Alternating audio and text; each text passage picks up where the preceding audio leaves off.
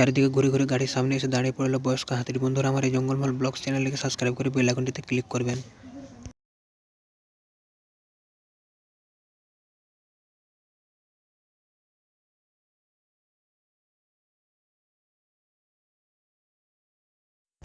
জঙ্গল থেকে বেরিয়ে এসে সবজি বাজারে প্রবেশ করল হাতিটি।